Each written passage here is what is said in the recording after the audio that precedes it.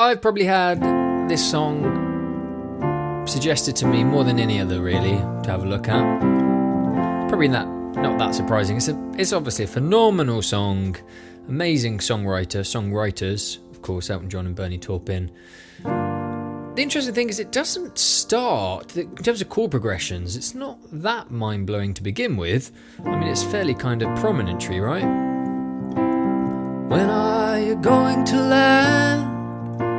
I should have stayed on the farm. I should have listened to my old man. He's kind of just doing, it's very firm. He establishes the F major. Couldn't really be more any F major than that. And then he's just playing chord 2, 4, 5, back to 1, chord 4. A moment like slight feeling like we're in B flat here, because he goes to chord 4 of B flat.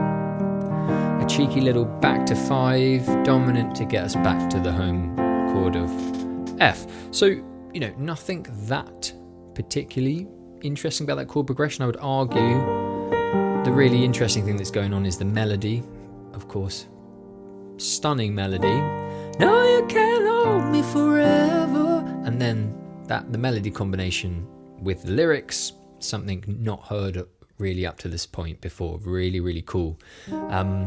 I think the thing that people think that is really incredible about the song is this next shift. It's the shift, isn't it, into the kind of the pre-chorus from here to this moment here. I think that's why people think this, whoa, what's just happened? Again, the interesting thing, I think there's two clever things about this, but the most interesting thing, actually, the chord in and of itself isn't that unusual from an F major, because it's just the minor of chord 4. B flat, chord 4, and it's a B flat minor, That's a very common chord progression. 1, minor 4, minor 5, quite common. But I think what's interesting is that it's actually working there as chord 2 of a shift into a feeling of A flat major, okay, chord 2. And it takes a while for us to understand what that is, because we have boys too young to be singing the blues. So there's your A flat major, which feels now like the new, just for a brief time, the new tonality that we're in, A flat. So that's the first thing. The second thing, of course, is that the melody leaps up to a top D flat there. And people don't give Elton John credit enough, I don't think, for his amazing singing. Boys to be young to be singing he could have gone the blue. But no, we're going to live just over an octave. There's lots of songs that do an octave. Somewhere over the rainbow, funny enough, a little link there. But it's going just over an octave there. Kind of a flattened ninth note, if you want to call it that. The blues in A flat major. That's why we can do a D flat, because that's chord 4. But the C is going to bring us back, chord 5 of the home key. Goodbye, yellow brick road. Okay, great shift here. But again, just a very common kind of bluesy American kind of chord choice there, which isn't surprising, because they're both of them very, very well versed and love of American culture. A lot of their songs are always referencing Americana. Bernie Taupin, I think, as far as I'm aware, still lives in America. He's basically a cowboy living out there because he loves America so much. So that kind of chord progression, is very much steeped in the Great American Songbook. Once I lived the life of a millionaire, or do-do, ba-ba-ba-ba, do-do-do, do-do-do-do, ain't nobody's business if I do. That kind of F to A7 is a really cool shift, very American sounding. With the dogs of society, how you can't plant me in your penthouse again. Ooh. Woo! Right up there, voice-wise. Can't blame me in your bed. A couple of kind of secondary dominants happening here. So you've got